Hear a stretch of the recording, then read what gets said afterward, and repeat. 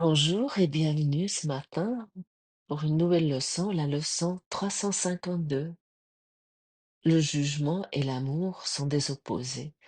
De l'un vient tous les chagrins du monde, mais de l'autre vient la paix de Dieu lui-même.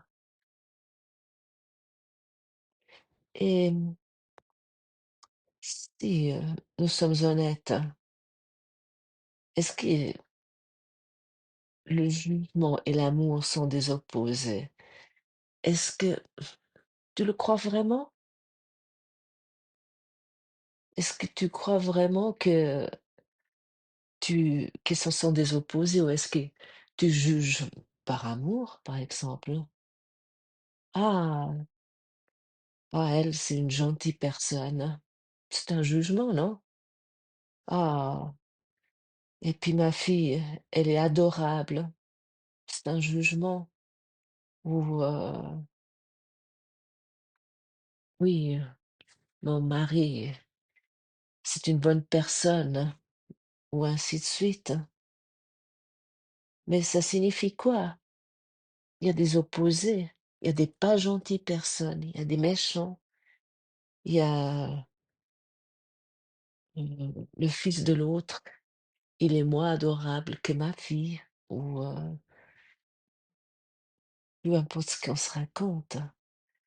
Dans l'ego, il veut nous faire croire que le jugement et l'amour sont pareils, c'est une seule chose.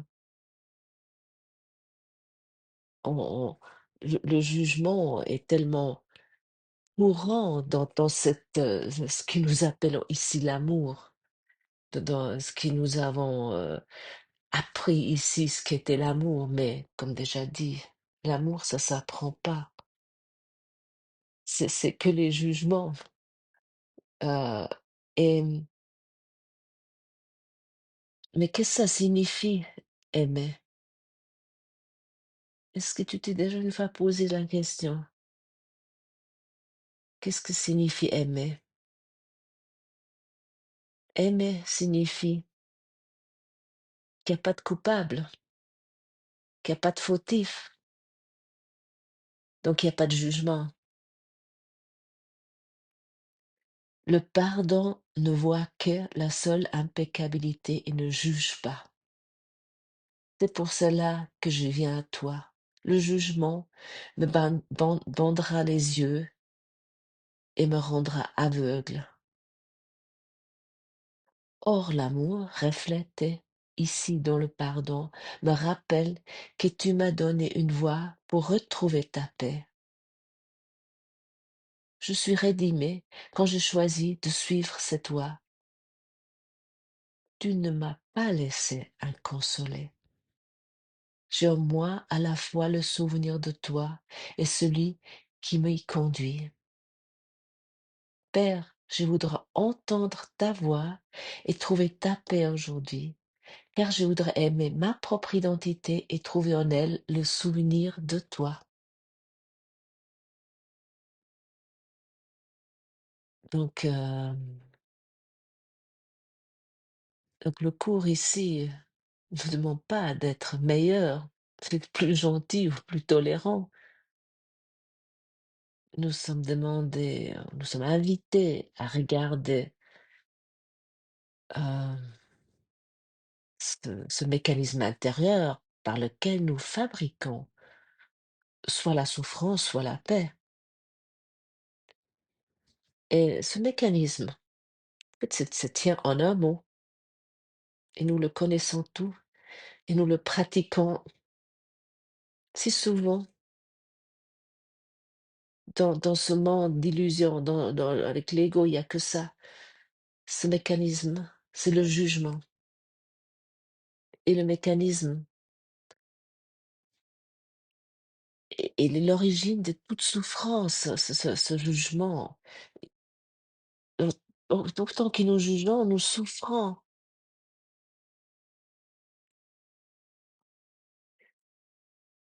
Le jugement, au fond, n'est pas seulement une opinion négative sur quelqu'un. Non, Ça, c'est ce que nous croyons, c'est lorsque ouais, j'ai une opinion négative sur quelqu'un. En fait, ça signifie, ici, de juger signifie décider par soi-même ce que quelque chose est. Parce que, ah, ça c'est beau, ça j'aime, ah, ça me plaît. C'est des jugements. Tu vas me dire, mais ah ben, si je peux même plus faire ça, alors quoi? Ou qu'est-ce que quelqu'un vaut? Ce qui est réel ou irréel. Mais chaque fois, en fait, que ouais, moi, nous jugeons, je sais mieux, je crois savoir mieux que Dieu. Je crois savoir mieux que l'amour. Et c'est de là, en fait, naît, bah, c'est ça la séparation. Et c'est là naît la souffrance. Et dans ce texte, dans cette leçon, il dit, le jugement me bandera les yeux et me rendra aveugle. Euh, ouais, c'est une phrase assez, assez étonnante. Ouais, c'est une image, ouais, fort, on pourrait dire. En fait, le jugement, il nous aveugle. Le jugement, il nous empêche de voir ce qui est déjà là. Et qu'est-ce qui est déjà là? C'est comme nous avons hier partagé ce thème spécial qui précède les prochaines leçons. Qui suis-je? Pardon. Euh, et le jugement, pardon, nous empêche de voir, nous rend aveugles. Ce qui est déjà là, c'est que le Fils des dieux, complet, guéri, entier, resplendissant dans le reflet de son amour. Euh, mais comment nous en sortons de ça? Tu vas me dire, mais comment je fais si je peux même plus. À ce moment-là, je peux pas arrêter de juger, donc jugeons sans cesse. Je veux dire que c'est dès que nous ouvrons les yeux et on juge dès que nous sommes à quelque part, peu importe, même dans ta maison, même dans ton appartement, tout ce que tu vois, il y a une pensée qui fuse sans que nous nous rendons même pas compte. Mais pour cela, nous avons notre enseignant intérieur. Et lorsque aujourd'hui nous regardons avec Jésus, avec le Saint-Esprit, ce qui nous rencontre, et dans cette lumière-là, le monde va se transformer. Parce que cette lumière-là, c'est le véritable amour. L'amour où il n'y a pas de jugement, c'est-à-dire qu'il y a pas de coupable, mais c'est simplement en demandant et, et ça nécessite la pratique.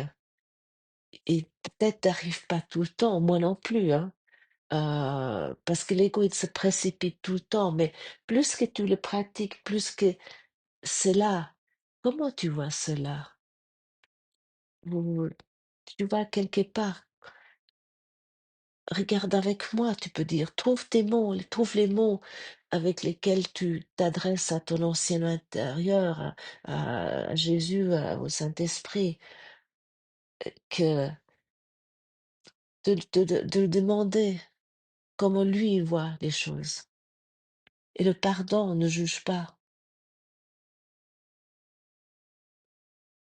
Et le pardon, tel que le cours le définit, euh, il va pas te dire tu as eu tort, mais ou je passe l'éponge. Il dit il n'y a jamais eu des fautes réelles à juger. Et c'est très clair dans ce texte. Le pardon ne voit que la seule impeccabilité et ne juge pas. Mais cela, nous pouvons pas faire le pardon seul. Et le pardon, il corrige simplement. une perception fausse.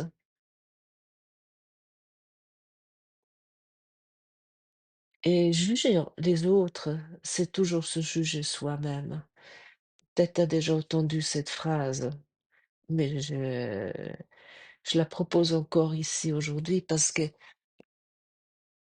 c'est c'est c'est quelque chose qui, en fait, nous sommes un déjà. Heu, Parce qu'en fait, ouais, car lorsque je juge les autres, je me juge moi-même parce que je suis ce que tu es et ça nous semble parfois tellement difficile, tu vas te dire: «Mais je suis pas du tout comme ma belle-mère» ou «Je suis pas comme ça et je suis pas aussi méchante, je suis gentille». Parce que nous voulons tous être gentils. Mais il ne s'agit pas d'être gentil. Nous voulons pas être des gentilles personnes. Non, nous voulons être tels que Dieu nous a créés et ça nécessite pas la gentillesse parce que lorsque nous nous souvenons ce qui nous sommes véritablement, nous avons plus besoin de porter un masque et et ainsi, heu, comme c'est dit aussi dans ce texte qui je suis, nous sommes des saints messagers de Dieu et que nous nous souvenons ce que nous sommes véritablement. Nous nous souvenons à notre innocence, mais uniquement avec nos frères et nos sœurs et en fait, c'est très confortable de, heu, c'est très libérateur, hem,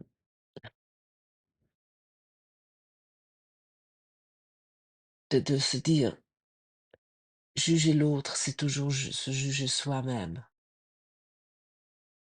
Ça veut dire qu'à ce moment-là, tu peux arrêter, non?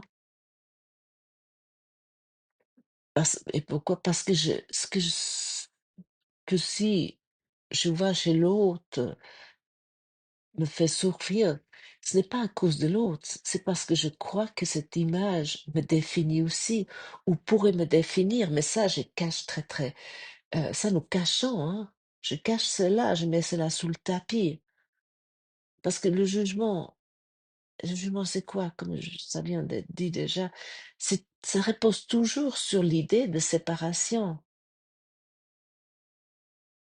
et nous sommes rappelés ce que nous sommes est identique à ce que chacun est. Parce qu'il y a pas moi ici et toi là-bas. Il y a une seule identité partagée et il y a ici cette, phrase, la fin de cette prière: «Car je voudrais aimer ma propre identité et trouver en elle le souvenir de toi» et ça, c'est on pourrait dire le cœur du travail et aimer notre véritable identité, c'est accepter que nous ne sommes pas l'ego, pas l'histoire personnelle, pas les rôles, ou pas les fautes. De reconnaître en soi le Christ, c'est l'identité partagée, innocent et inchangée. Et, et aussi lorsque nous commençons à aimer cette identité en, en nous, nous pouvons ne plus la nier chez l'autre, mais nous sommes étrangers à nous-mêmes autant que euh, nous aimons pas notre véritable identité. Et il y a, nous passons tous par ce stade. euh, Nous voulons avoir notre propre identité, et en général, ça commence à la crise d'adolescence. Nous créons notre propre identité. Bon, ça peut durer après toute la vie. Il y a certaines personnes, ça dure plus ou moins longtemps et j'ai beaucoup expérimenté cela.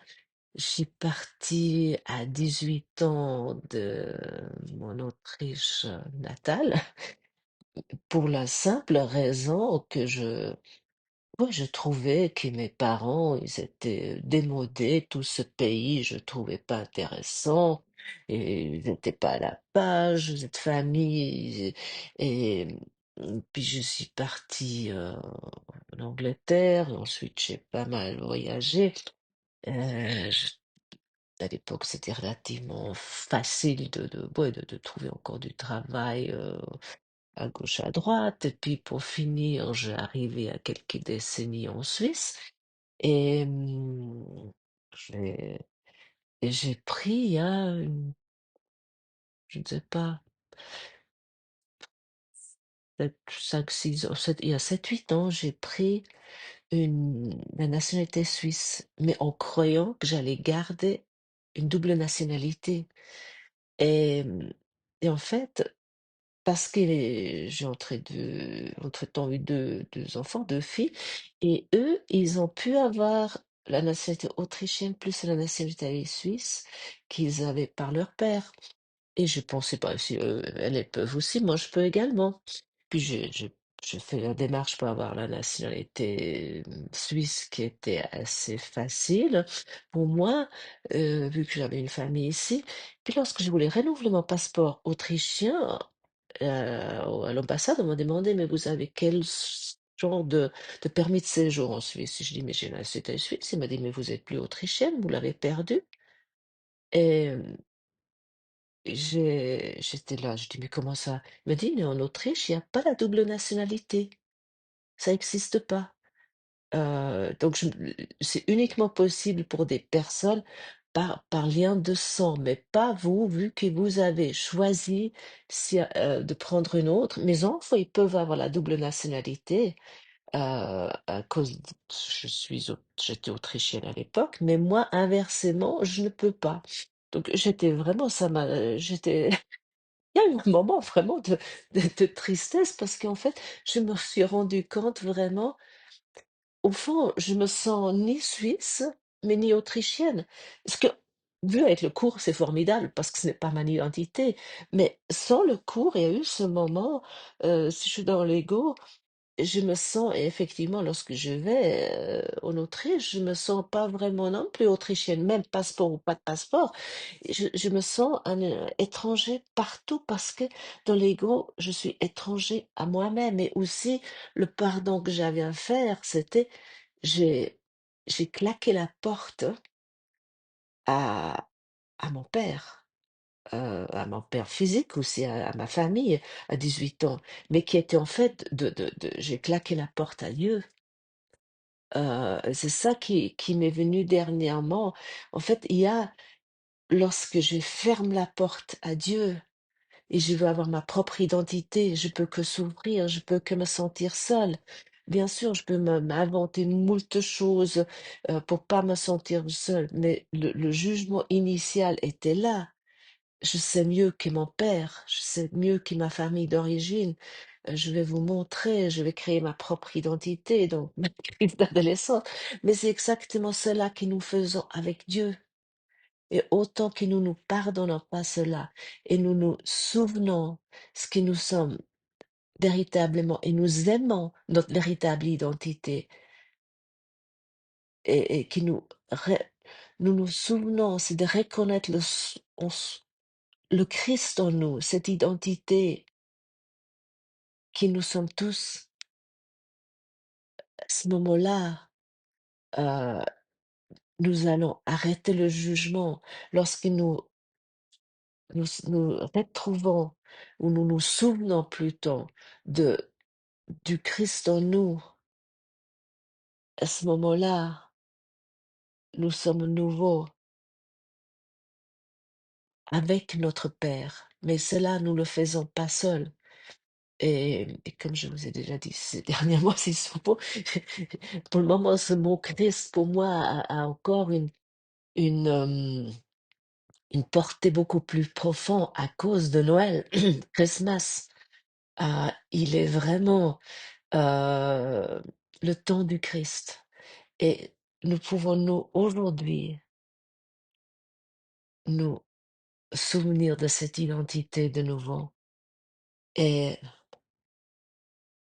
le jugement et l'amour sont des opposés, mais de l'un vient tout le chagrin du monde, mais de l'autre vient la paix de Dieu lui-même. Et dans cette identité qui nous sommes véritablement le Christ, il y a plus de jugement. Le Christ ne peut pas juger, c'est impossible. Et nous sommes ici vraiment aussi rassurés, heu, dans cette phrase: «Tu ne m'as pas laissé inconsolé». C'est merveilleux cette phrase et j'ai en moi à la fois le souvenir de toi et cela qui m'y conduit. Ça veut dire que nous faisons pas ce chemin seuls et c'est qu'en nous, il y a une aide constante qui est là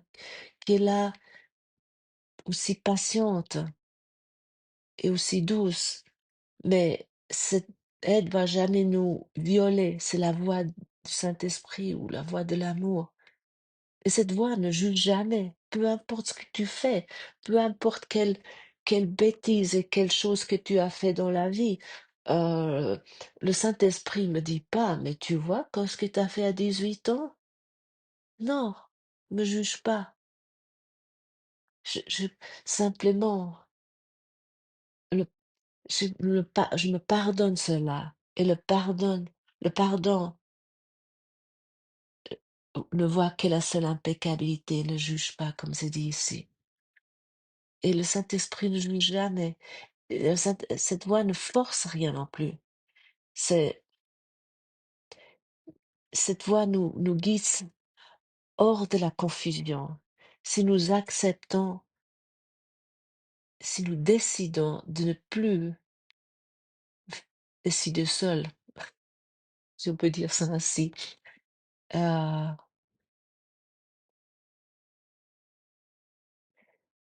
écouter cette voix, ce n'est pas entendre des mots, c'est ressentir une évidence tranquille, c'est une paix qui ne dépend pas des circonstances et nous ne sommes pas demandés ici de comprendre intellectuellement. Nous sommes demandés ici d'inviter, oui, de choisir, oui. On nous invite à choisir. Et là, je reviens à nouveau à cette phrase. Est-ce que je veux avoir raison? Est-ce que je veux être heureux? Ou est-ce que je veux avoir raison? Est-ce que je veux la paix? Le jugement, bien sûr, il promet souvent le contrôle, mais il donne la douleur. Et l'amour fait quoi? L'amour, elle ne promet rien. Dans l'amour, on ne promet rien du tout. Il donne tout, simplement tout. Et aujourd'hui, il n'y a que deux choix possibles, le jugement ou l'amour. Et nous voulons choisir aujourd'hui ensemble pour l'amour. Merci d'avoir passé ce moment et à demain.